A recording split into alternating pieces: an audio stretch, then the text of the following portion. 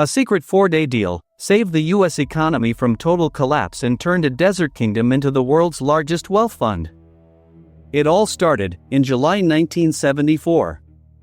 In the coastal city of Jeddah, Saudi Arabia, U.S. Treasury Secretary William Simon stepped off a military plane under a light rain.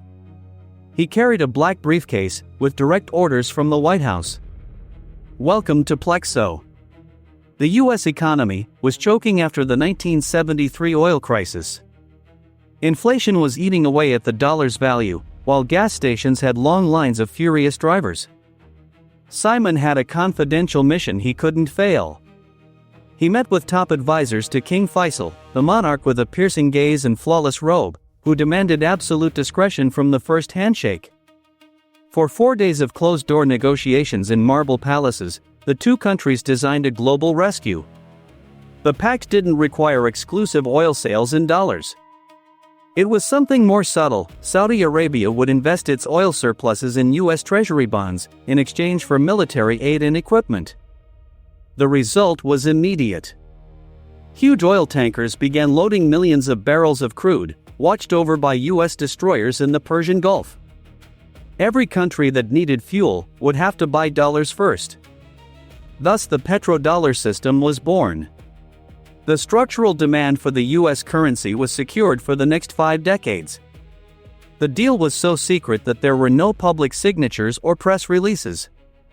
Simon returned to Washington with the financial future of the Western world locked in his black briefcase. No one on the streets of New York or Los Angeles knew what had just been signed in the desert.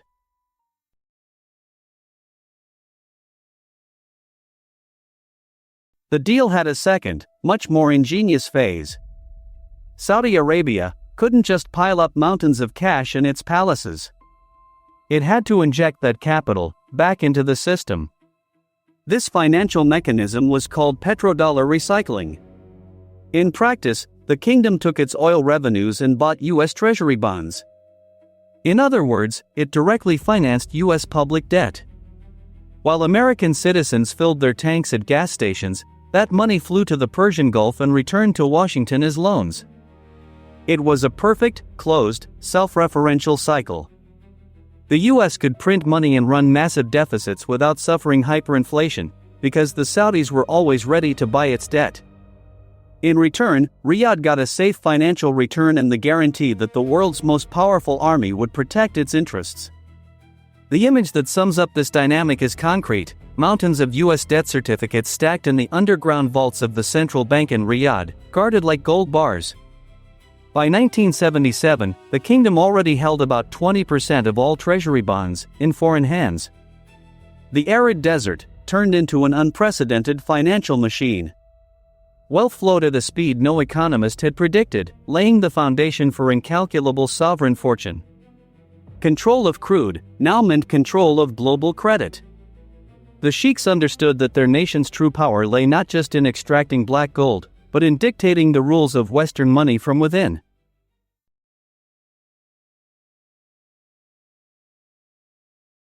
There was a serious structural problem with this massive transfer of wealth.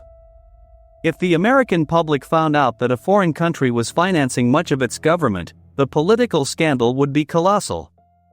King Faisal demanded absolute confidentiality.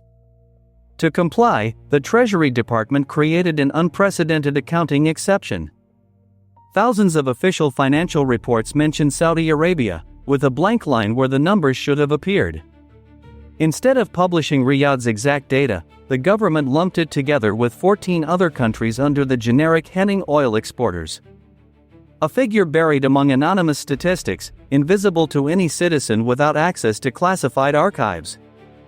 For 41 years, the true Saudi fortune was a state secret. Wall Street financial analysts tried to calculate the real number each year. But the federal government kept the records under lock and key. The arrangement allowed the monarchy to accumulate silent power over the world's largest economy, without anyone being able to quantify it precisely. It wasn't until May 2016, after an intense legal battle over freedom of information, that the veil fell. The U.S. Treasury revealed that Riyadh held at least $117 billion in public debt. The real figure, hidden through accounts in European financial centers, was likely much larger. For decades of accounting engineering had worked perfectly. The biggest fiscal secret in modern history had been hidden not in a safe, but in the way a column of numbers was labeled.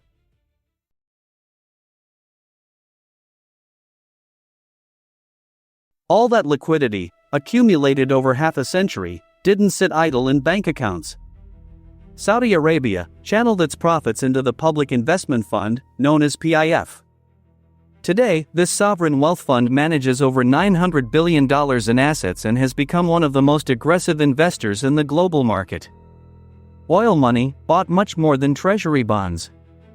The Saudis acquired massive stakes in advanced technology companies, English Premier League soccer teams, professional golf leagues, and key logistics infrastructure in Europe and Asia.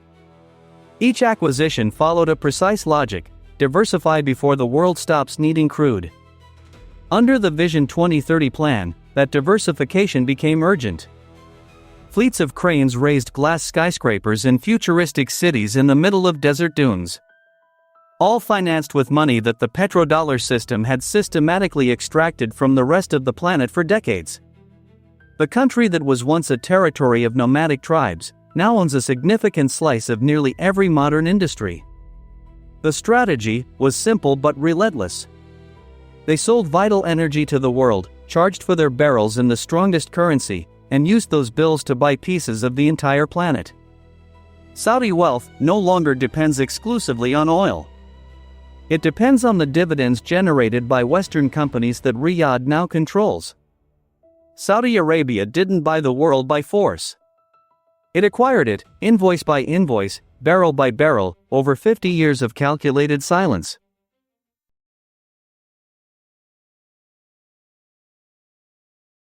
But no financial system lasts forever, no matter how solid it seems. The 1974 agreement had no expiration date. The claim that the Pact expired in June 2024 is a myth debunked by historians and economists. The original document set no 50-year term.